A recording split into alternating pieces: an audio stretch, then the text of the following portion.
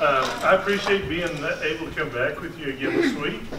I was really pleased at how things went last week. It's not hard for me to bore an audience of even 2 people, so having everyone awake at the end of the session I thought was a success. I was very excited to see the questions that y'all had sent back, and that showed me that this is a topic that is important to y'all. It's something that each of us more than likely deal with on a regular basis, or at least have dealt with on a regular basis. And it's hard to make it a very fun topic to deal with, talking about depression and anxiety, but hopefully we'll take a few breaks every now and then just to kind of refresh our brain and get going. It's perfect that tonight's topic deals with anxiety, because I got here to the building about 10 minutes ago and discovered that I left my notes at home. Yeah, and it was a great time to go in my office and get the notes off the computer. It was great because tonight it chose to update and to bring it up and print off this extra set. It was starting to really stress me out, so I was practicing good anxiety management as I was getting ready to be here tonight. But I wanted to start off talking about, or a little bit of review from last week, talking about the value of emotions, talking about the value of our mental and emotional self. We talked about 3 different parts of us. There's the physical self, and we give a lot of attention to that, whether it's the food we eat or the hair care products we put on, right? The spiritual part of us. We feed that every Sunday and Wednesday, and hopefully about 5 days in between. But we don't always know how to deal with the emotional and mental self. If we're sick, we don't have any problems going to the doctor, right? Well, it's not pleasurable. David doesn't like it. But if we don't have any shame about going to the doctor, going and seeking out help for mental or emotional crisis, it may be something that we're a little bit reluctant to get into. But it is a relevant topic and one that's even addressed in the scriptures. I'd like to start off reading from Psalm 42. Now, you may remember the song, "As the deer pants for the water, so my soul longs after you," right? We sing that song. And when we sing it, don't you think happy thoughts? A deer drinking out the river? Well, that's the first verse of Psalm 42. And I'm going to read the next 5 verses that come after this. And this is a time when David is very stressed, very anxious, very depressed. He says, "My soul thirsts for God, the living God. When can I go and meet with God?" Now, how would someone meet with God? They couldn't really do it in this life, could they? You think David's talking about looking forward to leaving this earth? I mean, he is stressed out here, right? Let's read more. "My tears have been my food day and night, while people say to me all day long, 'Where is your God?' These things I remember as I pour out my soul." And he starts to have these happy reflections of the past. "How I used to go to the house of God under the protection of the Mighty One, with shouts of joy and praise among the festive throng." A good memory passes by during this troubled time, but then again he goes back to the subject that's on his heart so dear. "Why, my soul, are you downcast? Why so disturbed within me?" How about Psalm chapter 22, or Psalm 22? Another song of lament. "From birth I was cast upon you, from my mother's womb you have been my God. Do not be far from me, for trouble is near and there is no one to help." On down to 14. "I am poured out like water. All my bones are out of joint. My heart is turned to wax. It is melted within me.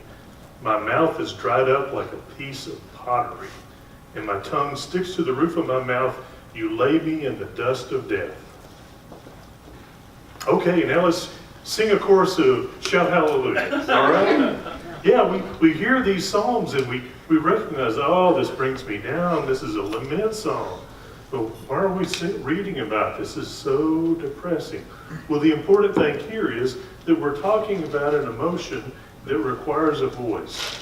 It requires honor. And so we need to give honor to these emotions because they're a part of life. Things that take place that make us sad are a part of life and a part of living. So it's something that we have to deal with. We're going to start in our topic tonight of depression and anxiety and talk about depression first. And I think it'll make sense as we go on a little bit further. When we look at the topic of depression, we want to look at two different categories. We've got situational depression. That's where we can say, I'm depressed because of. There's a cause and effect relationship. Let's say the old dog Shep had to be put down at the vet's office today. I'm depressed. Okay, we can look back and say, there's a reason for that. And when there's a reason for that, we call that type of depression part of grief. And the grieving process is just that. It's a process, not an event. So something that has taken place that we need to grieve will require some negative energy. It will require us feeling thoughts of sadness. And that's natural. It's kind of like when we get a virus. If a virus is infecting us, do you know what our bodies do naturally to get rid of that virus? Well, viruses don't like a lot of heat. They don't do well in hot environments. So our body raises the temperature up. We call it a fever. And so the body's attempt to get rid of that virus, it's going to raise temperature up so that that virus will die. Well, every now and then we run across a virus that's resistant to temperature, or at least to, the 102, 101 temperatures, and may require a 105 or 6, and that's dangerous. So we address that with antibiotics. In fact, we usually hit our infections with antibiotics and then treat the fever as a separate thing. But it's a natural response for us to have a fever in response to a virus. And so we, in cases when we can, we let the fever run its course. Same thing with a loss. If we have a loss, it's natural to grieve it. It's natural to have that sense of depression. There's another category of depression that really catches our attention that's not necessarily tied to any particular event. It's kind of a free-floating depression. That gets a lot of our attention because it's a lot more difficult to deal with. It hangs around a lot longer than we want it to, and we'd like to see it moving out of the way a lot more quickly than it does. There are several factors that can influence depression, that can make you more susceptible to depression. And some of those you don't have any control over. If you come from a family that has a history of depression, where people have parents, grandparents, extended family members have struggled with depression, you're more likely to have depression also. If you're a personality type, as a particular type, you're more prone for depression as well. What I mean by that is, if you're more introverted than you are extroverted, if you're more task-oriented than you are people-oriented, then you're more likely or more susceptible to have depression. Some other things that can affect or influence depression is a long-term illness. I mean, nobody likes to be sick. That just wears you out emotionally as well as physically. Dietary deficiencies. This can be important if you don't get the right kind of vitamins. And we're going to talk a little bit more about vitamin D, which is a very important vitamin for mood. And it's neat because the great thing about that vitamin, it's fun to put into your body. It's fun because you don't have to take a pill. All you have to do is get sunshine on your skin. The solar rays work through your skin to bring vitamin D into your system. So vitamin D is really a fun vitamin to address. Other things that can influence depression: lack of sleep, relationship issues, and things that are important to us, like relationships, also can carry with it a lot of stress that can affect depression as well. Stressful home life. That's something that we oftentimes don't have much influence over or can't control very much. Substance abuse. If we're looking at the category, a medical category for what alcohol is, it's categorized as a depressant. And oftentimes, people that are depressed will drink alcohol. So just thinking along with me, if you're depressed and you ingest a depressant, what do you expect the outcome is going to be? More depression. More depression. Very good. All right. That makes sense, right? And then another thing that can affect depression is exercise or lack of exercise. We find that when we're able to move around, especially in cardiovascular type work, we release endorphins that help us feel good. Those are released by the brain, that alter our mood, makes us feel better. Those kind of things are important. And that kind of goes back to our graph that we brought out last week, talking about these three realms. Exercise, the physical event of exercise, can have a very positive effect on our emotions and on our well-being at that time. So, as important as all these are, let's take a look at the vastly different list of things that can affect anxiety. Let's see, we have that screen. Does anything look familiar? Really can be the same things. If you come from a family where members struggle with anxiety, you're prone to suffer from anxiety yourself. We found that even childbirth, during the third trimester, the more stress that the mother encounters in that third trimester, the more likely the child is going to exhibit anxiety issues. In fact, they're looking at how colic, how a child has colic issues, having trouble eating that first few months, can be related to the stress of the mother during the third trimester. Also, if the birth itself was traumatic, then that could influence whether an individual is going to have issues with anxiety. Again, long-term illness, dietary deficiencies. We find that, I hate to say this, but caffeine is bad for anxiety issues. And how much caffeine would the 6th through 12th grader possibly consume in a day? Probably more than just a little, right? Okay, so caffeine can work against us on those goals. Yeah, who wants to drink just Sprite all the time, right? Lack of sleep can make us anxious. Relationship issues can make us anxious. Stressful home life can make us anxious. Substance abuse, as well as lack of exercise. These all work against us in this goal. When we look at emotions, these emotions of anxiety and depression, we see there's a precursor to the emotion, and that's a level of stress that we encounter. Stress usually triggers some type of emotion here. Now, it can be negative stress. What would be a good example of negative stress? Y'all have anything coming up in the next week or so at school? STAR testing, okay. Positive stress or negative stress? Negative stress. What else can be negative stress? Arguments. What? Arguments. Or what? Arguments. Arguments, okay, yes, having arguments. That can be very negative and very stressful, and especially in the context of an important relationship. A couple of weeks ago, Isaac was talking about home field advantage. If we didn't get that rain a couple of weeks ago, right, then the playoff game would have been away and not home. That would have been negative stress. But there's also positive stresses too. Going into the playoffs, we say, all right, that's great. But also there's stress that goes with something positive that takes place. So some of the positive stresses that we face can bring about anxiety. And if we look at it long enough, we can see that that even positive stress bringing on anxiety, if it stays there long enough, anxiety itself can lead to depression, because who wants to be anxious all the time? So after a while, that starts wearing on us, and so we're more susceptible to being anxious there as well.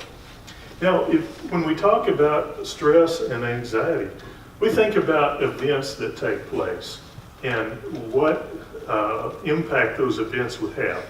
Let's just take an example like STAR test. That's stressful today, right? It's going to be even more stressful next week. Is it gonna be stressful 2 weeks from now? Why? It's gonna be over with, right? We're not gonna think about it much at all.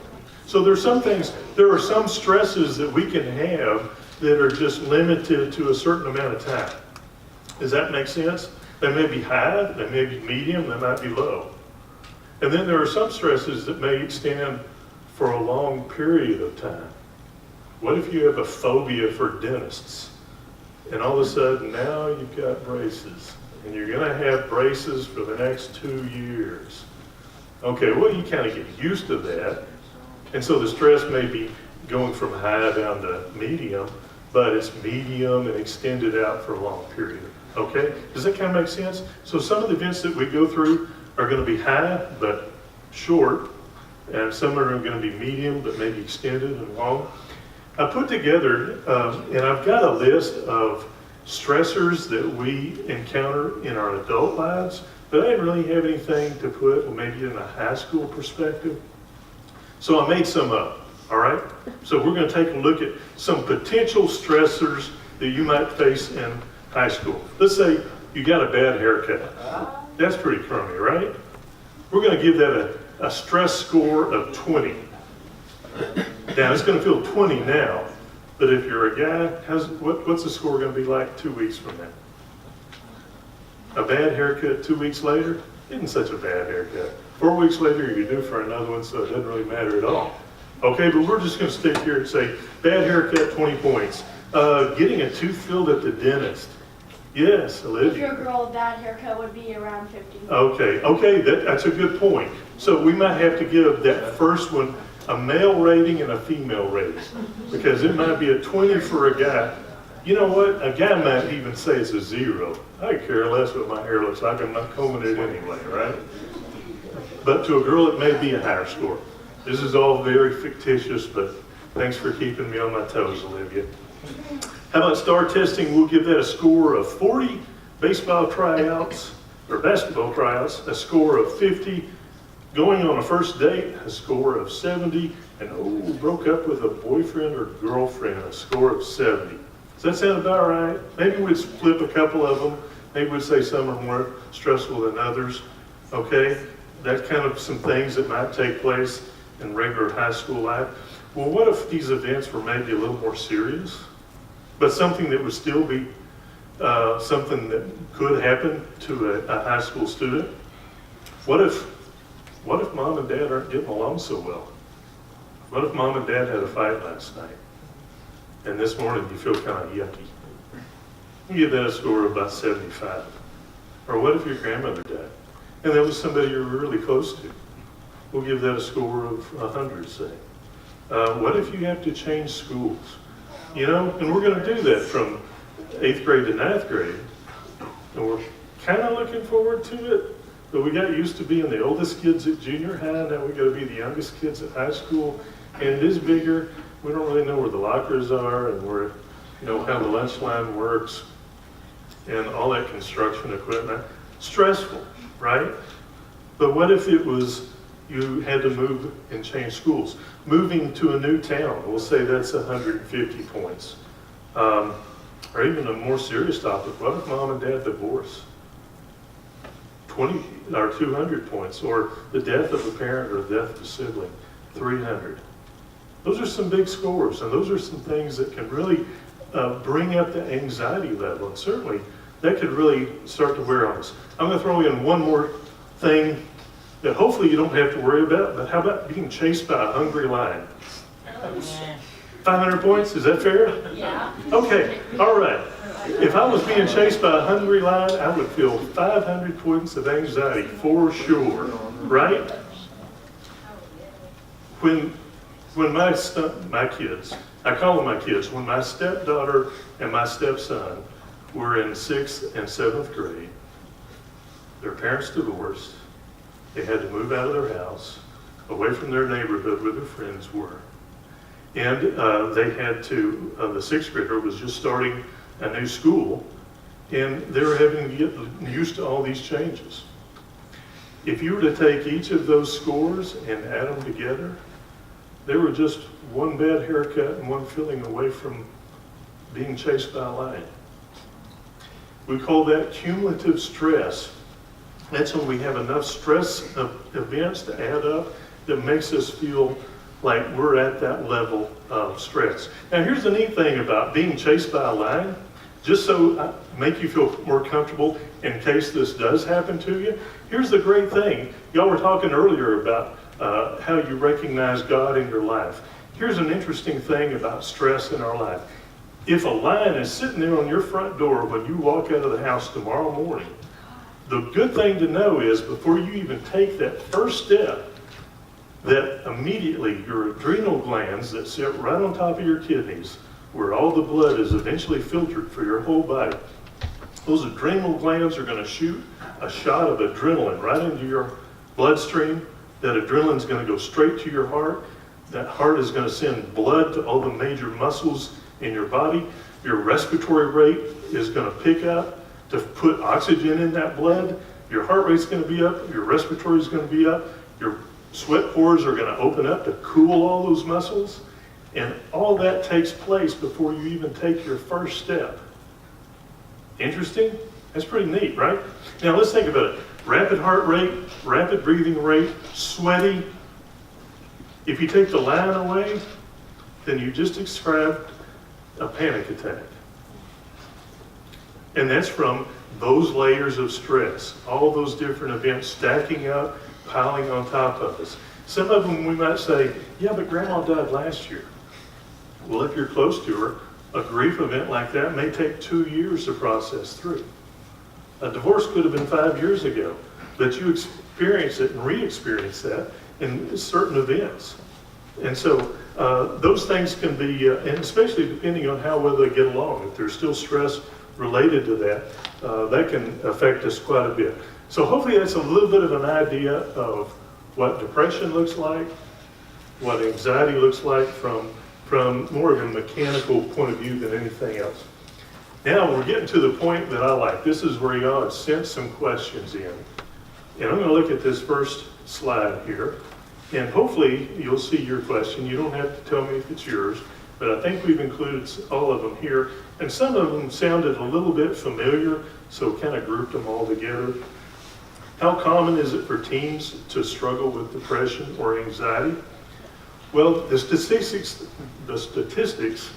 I had a statistics teacher that used to call them sadistics all the time. But the statistics that I was able to find that it could be anywhere from 25% to 40%. And the reason why there's such a broad gap is because not everybody that experiences depression or anxiety is open to talk about it. You know, we're hoping that forums like this, when we can put light on these topics, can make us more likely to talk and reach out for help. And so we know at least 25% of our student base at some point is going to feel levels of depression or levels of anxiety that just gets in the way of their normal functioning and gets in the way of how they operate on a day-to-day basis. Is depression or anxiety genetic? Probably so. We don't have enough research to show which genes are related to these things, but looking at family patterns, we see that more anxiety is in the family tree, the more likely you are to have it. Now that could be because of modeling. It could be family dynamics that create its own anxiety or create its own depressed type mood, but more than likely there is some genetic connection between these two things. What causes depression? It can be a lot of things, like we talked about there, but it's usually always some type of stress. Either that's a loss that brings about a stress, or it could even, we're going to be talking later about self-esteem. These things can be tied together, how we view ourselves or how we feel people view us. And it's weird, we use the word self-esteem because when we talk about it more, we find a lot of it has to do with others. We think the way we view it, it should be called others' esteem. So we want to grab it back and make sure it is self-esteem where we can own it rather than giving that power away. Then how do you tell the difference between normal anxiety and depression and the kind that requires intervention or help? The first part of it is, how do you describe what normal is?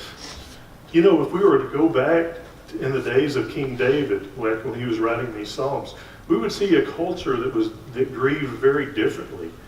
At a funeral, it would not be unusual for the adults to put ashes on themselves, to dress down instead of putting a Sunday black coat and tie on like we do in our culture. They would be wearing burlap, or what they call sackcloth. So sackcloth and ashes were the appropriate attire for grieving. And also, they wailed. They were very vocal in their depression and in their mourning. So that would have been normal for them. What's normal for us, and how do we see what's outside of normal? It is very difficult in the teen years, especially like talking about depression. The three things we look for is sleeping habits, eating habits, and general interest. So we look and say, is this child eating, is this child sleeping more than usual or sleeping less than usual? How do you tell with a teenager, right? It depends. Is it school or summer? Because during the school year, they're going to have one sleeping schedule, and in the summer, no telling what it is. The other thing we look at is appetite. Is this child eating more than usual or eating less than usual? And we look at weight gain. Did they gain 5 pounds without noticing? Did they lose 5 pounds without trying? Again, you can put on weight and then all of a sudden there's a growth spurt and your shape has changed again. So the real factor we look for in this age group, in your age group, is your general interest. I mean, there are things that you love, that you have passion about, regardless. You know, whether that's a sport, whether it's art or music, whether it's war history, there's something you feel passionate about. And if you feel like you just lost that passion, that there's no interest in it, there's no motivation to get up, to do things, to take care of your appearance, those are some times that probably someone needs to be involved. Someone needs to be thinking about what kind of interventions need to take place, especially when thoughts go like David's to saying, I look forward to meeting with God. It's one thing to say, this world is not my home, I'm just a passing through, because that's kind of our attitude when it comes to Christianity. It's another thing to say, I don't want to be in this life anymore, and start looking for and thinking about ways to not be in that way. Okay, so good questions, I appreciate that. We have a few more questions here, and some of these people make me think that they know a little more than what their question reflects. The first one is, what are the best ways to manage anxiety? I like the fact that they didn't ask, how do you fix it? How do you cure it? How do you eliminate it? But the word that was used here was what? Manage, yes. And that's very insightful because it does require management. Just like how we manage the other things in our lives. It's sometimes a juggling act. We're going to talk a little more specifically about how to manage those things. What are some ways to cope with depression without taking medicine? Again, what was the word that was used in this one? Cope. Yeah, it didn't say cure. It said cope with depression. I think some of these people might have a little more insight than what they've done on. If I currently struggle with anxiety or depression, will it ever go away, or will it ever be part of, or will it always be part of me? One thing that I can guarantee will always be part of you is stress. We'll always encounter it, and I'm not telling you that so that you can feel depressed about what's taking place.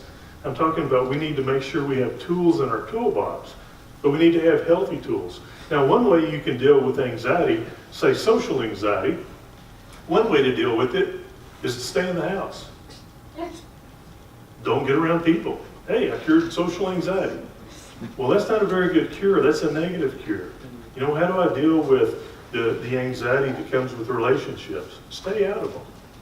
That's not a good solution. How do I avoid grief? Easy. Avoid loving anyone. Then you don't have to worry about ever losing anyone. Now, those are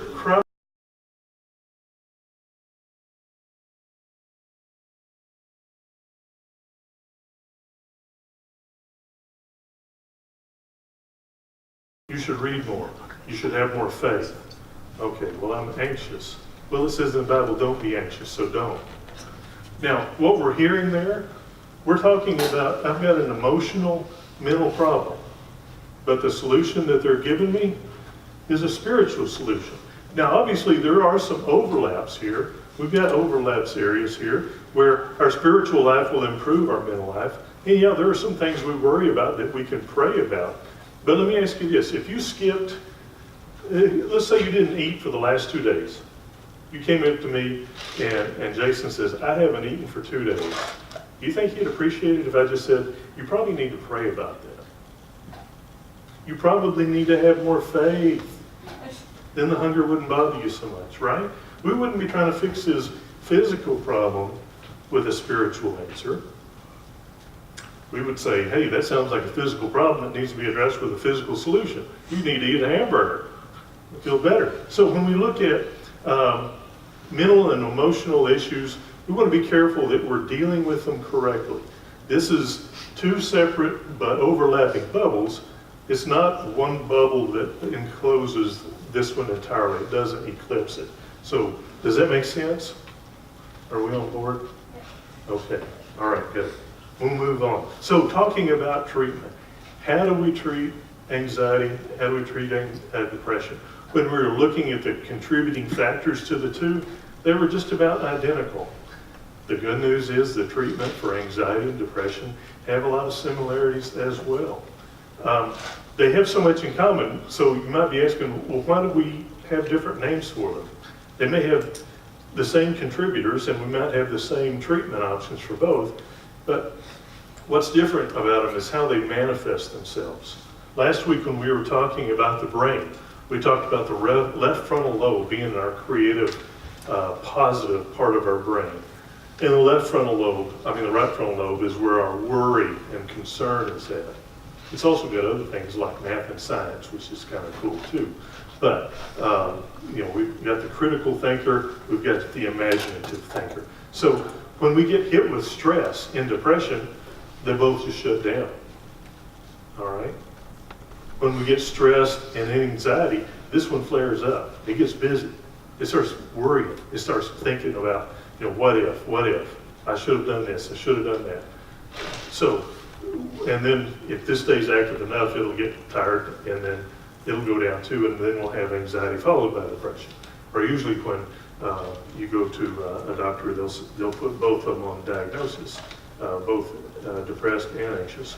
And what we see when we look at the medical treatments is oftentimes you can give someone with anxiety issues an antidepressant, and it improves their anxiety as a result because of the similarities. So we're going to take a look at treatment within each of these circles, the spiritual, the physical, and the emotional.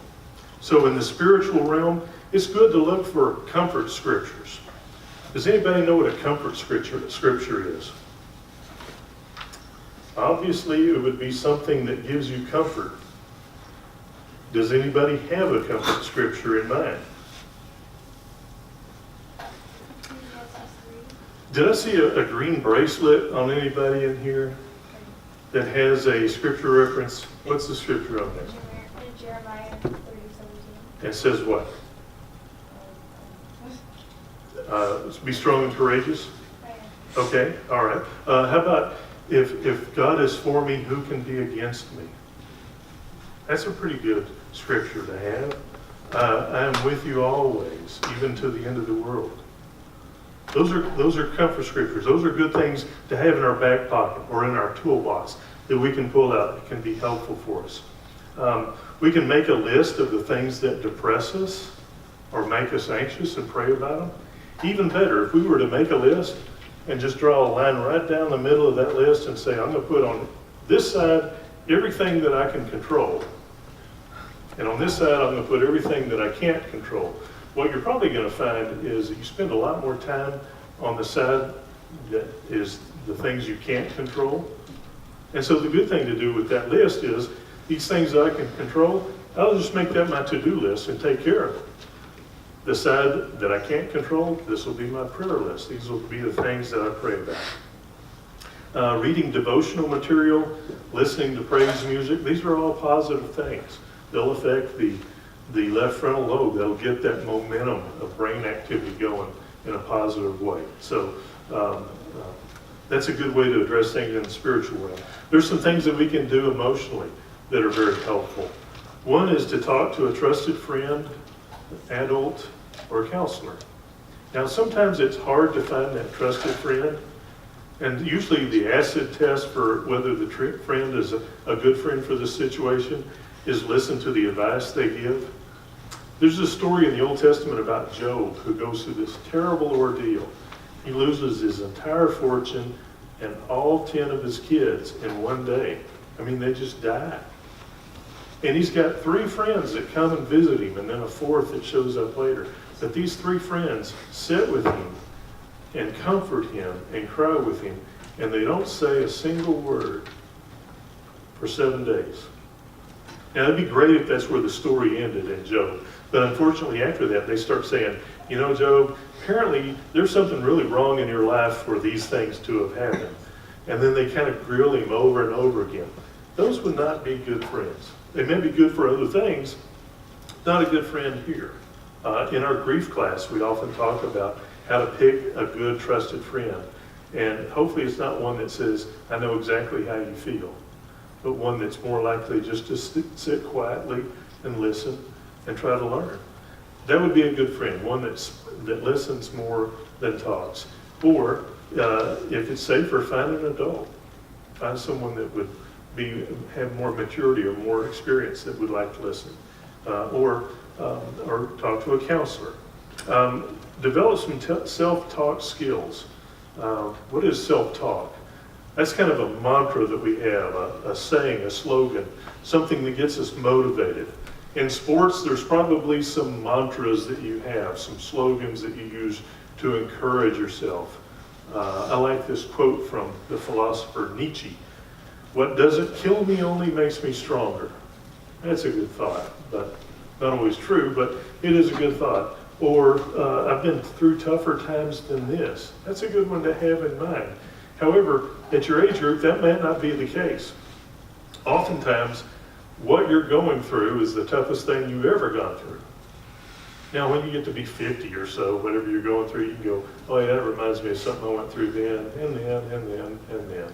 And so you get a little more experience to go through. But unfortunately, where you're at, whatever you're going through oftentimes feels like the biggest thing. So sometimes, rather than looking backwards, it's easier to look forward and say, hey, if I were to look back at this stress 5 years from now, maybe 10 years from now, would I really feel as strongly about this as I am now?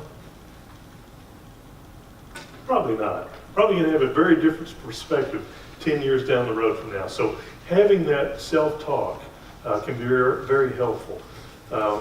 One theorist made the comment, the reason we have problem with self-esteem is that we don't talk to ourselves as much as we listen to ourselves. We'll think about that. That makes a lot of sense. And then the last category we're going to look at as far as treatment has to do with the physical realm. Things that we can do physically that will help us deal with stress and depression. One of the things, and you're not going to like to hear this, eat less sugar, eat more eat more proteins. And the reason is that we find in proteins amino acids that are very helpful for the brain. We need some of those amino acids to deal with the functions the brain has to take place. If you feel yourself at a high level of stress, you can look at some nutritional literature that might be helpful. There's some amino acids like GABA that are really good for types of anxiety like obsessive thinking. Some others like L-tyrosine are good for some hypertensive type of, or hypertension, not hypertension, hyperactive type of stress that you deal with. Some of these amino acids we find in proteins, usually in our meat supply. And so this can be very good for us. Drinking less caffeine. Also, if you're on antihistamines, you might look for some less stimulating antihistamines. You might want to switch like from Allegra to Claritin, something that would give you less of a kick as far as stimulants go. Sleep is important. Aim for 8 hours, if not 9 hours of sleep for the age that y'all are at. Now, I don't mean average. What Allie's already trying to figure out, can I get 6 hours 5 nights and then catch up with 14 hours later. And we're talking about being consistent. So 8 hours of sleep per night is a very good thing to do. Getting some sun, that's important. We probably, as important as sunscreen is, it's also important that we get vitamin D. And so roll up your sleeves, stand outside, soak in a little bit of sun, probably less than what Nathan was able to get. He's probably got a vitamin D buzz right now from the sun that he got. But what vitamin D is a good mood enhancer, and we can only get it from sunshine, so that's very important to get some sun. Practice deep breathing techniques. This is very important, along with the other things we can do physically. This is probably one of our better things. If you think about someone who smokes, and I used to work at a era where smoking was allowed in buildings, and we started having smoking bans in the late 80s where long-term smokers were having to leave the building to smoke. But as these people were often in sales or in high-stress positions, they would take these smoke breaks, and I began to watch them because they kept saying, I'm getting tense, I need to go have a smoke break so that I can calm down. Well, that's interesting because tobacco does just the opposite. It constricts your blood vessels, raises your blood pressure, and stresses you out. But what these people would do is they would leave their desk, they would step outside, a little bit of vitamin D on their skin, right? They'd take that pack and whatever this is they're doing a few times, pull one out, light it, and then what do? A deep breath, and then they'll slowly just blow it all out. Now, if you were to take the tobacco out of the smoke break, you'd have an excellent recipe for stress reduction. Everything else they're doing is healthy. They're leaving their desk where there's a lot of stress. They're stepping outside where they're getting some sunshine and fresh air. They're taking one deep breath and then exhaling and getting it all out. They're doing a type of detox that's taking place. And along with all that stale air that's in their lungs, some of the stress that's tied up in their muscle structure is exiting as well. So we have a good recipe for working with stress. Also, there's several neat apps that you can get on your phone. Just search universal breathing, and you can download an app for stress reduction. The one I've got on mine has this guy that has an invisible chest, and so you can see his lungs go in and go out, and it has a little clock on there where you track how long you inhale, how long you exhale. And it's amazing. It's got a 5-minute session where you watch this guy and you follow along with him and you do what he does. And your first thought, first few times you do it is, 5 minutes never felt so long in my life. But after you've done that for a couple of weeks, and they say that if you do it 4 weeks in a row, that you don't even have to be consciously intentional about this deep breathing, that whenever you encounter something stressful, the first thing your body's going to do is take a deep breath and then let it out. It's very interesting. It's another way that God has addressed the problems that we have. So knowing how to use the tools that He supplied us with is very important. The last thing we want to talk about is talking to a doctor about appropriate medication.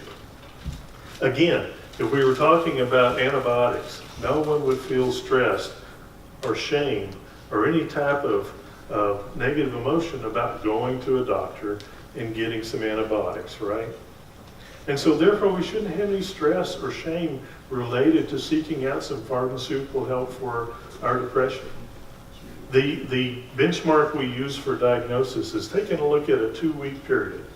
If you can take a look at a 2-week period and say, in this 2 weeks, I felt anxious or depressed more than I felt unanxious or not depressed, then we probably need to be talking about it to a physician. That is ruling out a grief event like the loss of a family member or loss of someone close like that. So that's just a good thing to know, a general bit of information to have about the medical side of this. The antidepressants that could be used for depression or anxiety affect how our brain works. One of the things that we do when we're stressed is we kind of go into survival mode. and we don't allow the brain to release some of its feel-good mechanisms, like serotonin is one of the big ones. So antidepressants, there is a line of them, SSRIs, which is a select serotonin reuptake inhibitor, which means it allows the brain to produce serotonin even when it ordinarily would be stressed and wouldn't. So an antidepressant that helps the brain create what God intended for it to create anyway is something that could be very helpful from a medical standpoint. Okay, any additional questions that you might have? I know there's a lot of information. Here, before we Real do that, fast. we got 5 minutes left. I want you guys to take 30 seconds and turn to someone next to you and tell them something you learned. Take 30 seconds and tell them one thing you learned from Russell.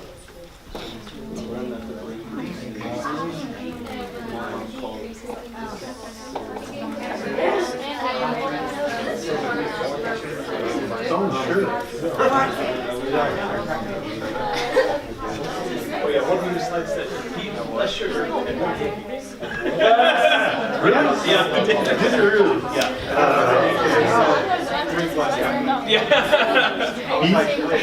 Eat more protein. That's right. Sorry about that. What I learned from Russell, and the thing that stood out to me the most, is he talked about how these aren't always spiritual issues. So sometimes you feel depressed or really sad or very anxious, and sometimes you feel like maybe that means I'm not trusting in God enough or my faith isn't strong enough. Those aren't necessarily related. So if you are experiencing these things or you know someone who is, it doesn't mean you're a bad Christian or they're a bad Christian. It can mean that there's lots of other things going into that. That's one thing I really enjoyed that Russell said. Before we open up to the audience, I want to ask one question, if that's okay. Sure. I feel like we should keep a list of words that we're learning. Like there's like at least 5. And I was like, okay, serotonin, antihistamine, and a lot of big medical words. We're not counting the ones I mispronounced, right? No. Okay, all right, We wouldn't yeah. know. Good. Okay. So you said one of the big things that people use to help manage depression, or maybe it was anxiety, I'm not sure, was a lot of outside time and taking in some fresh air and breathing techniques. And so I see a direct correlation of maybe with technology usage and how that's becoming more and more prevalent. Do you feel like that may in some ways be affecting depression rates in students? Absolutely. A lot of things in our current culture work against us in a negative fashion. A lot of the work that the adults do is indoors. We do a lot of shopping online where we don't even leave the couch. Our interactions, I mean, for instance, tonight I went home, I hit the garage door opener, parked in the garage door came down.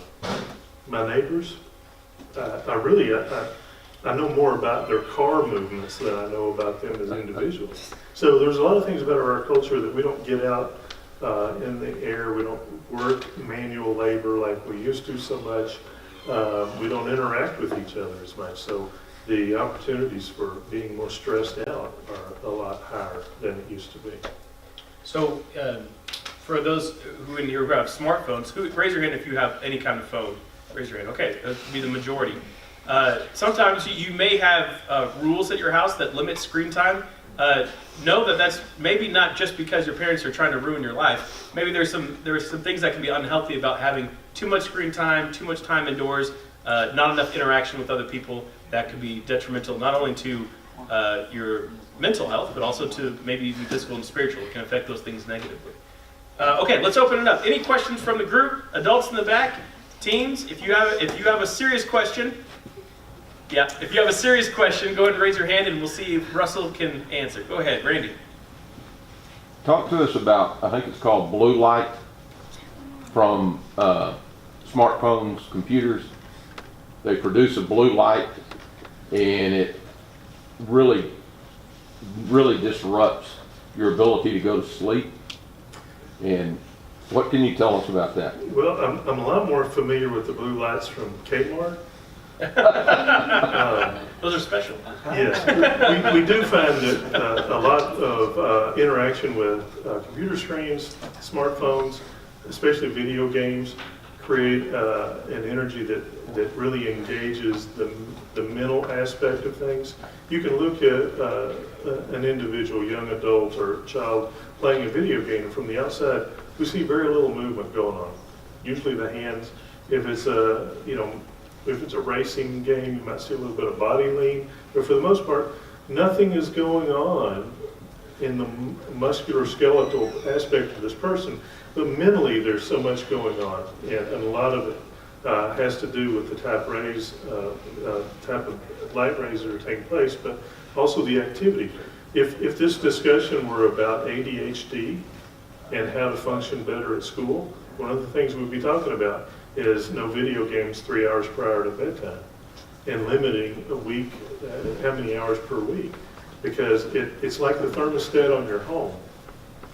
It raises the need for this type of activity up so high that when the thermostat is set up here, and then you walk into a three-dimensional classroom with monochromatic, with very few colors on the walls and books to deal with, then the thermostat isn't working. It's like, where's all this energy? It's very much like, somebody coming off of a caffeine high or a stimulant high and saying, I need another dose, I need another stimulation. The type of environment we have, fluorescent lights even can have an effect on mood. We see that if you want to increase productivity among workers, turn up the lights in the room so that it feels more like being outdoors. Lighting can have a lot to do with energy, it can have a lot to do with mood. Good point. Thanks, Rita. So going to bed looking at our phones could be a bad way to end the day. Yeah, I would suggest, in order to get the body ready for rest, y'all don't care about this, but I'll tell you, in order to get the body ready for rest, you need to pace or taper down your activity, your mental activity. And so switching gears and reading a book, that's a two-dimensional application that is slow and a nice even pace. It's great for lulling the brain off to sleep. Yes, ma'am. You say reading a book, what if he's reading a book on the device? Okay, there again. This is another example of how our culture can complicate things. Yeah, what's the old school, just regular book? And it probably needs to be a book that's not just too terribly exciting or scary, anything like that. Any of my wife's books will put you to sleep. You just let me know if you need one. How to make a soup today? Someone else with a question. Thank you. What about playing just a normal game, not a video game, just a normal game?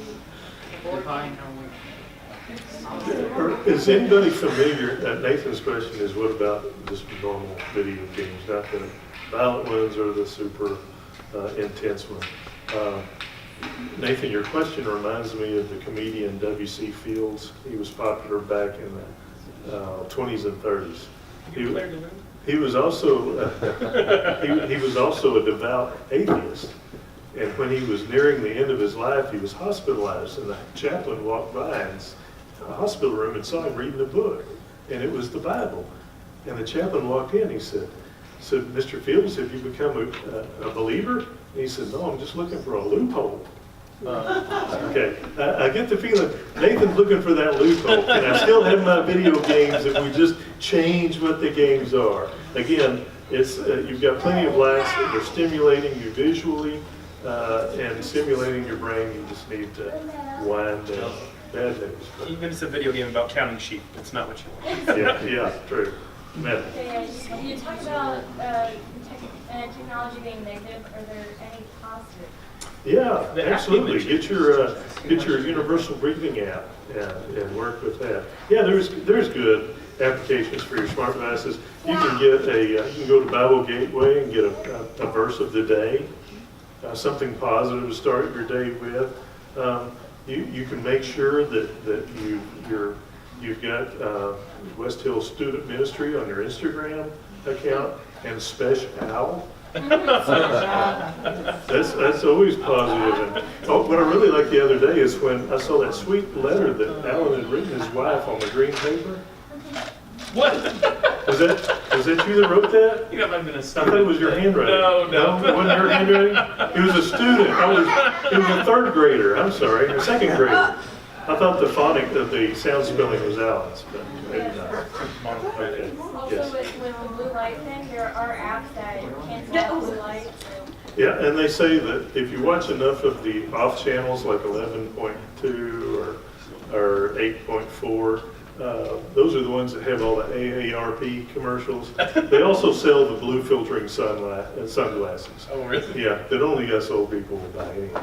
Well, we have elders meeting to go to tonight. Thank you so much for your attention and your involvement. Next week, we're going to be talking about anger. Anger. Woo, anger. Woo, Hopefully we're yeah, not anger. talking about- So Alan will be asking for questions that come soon.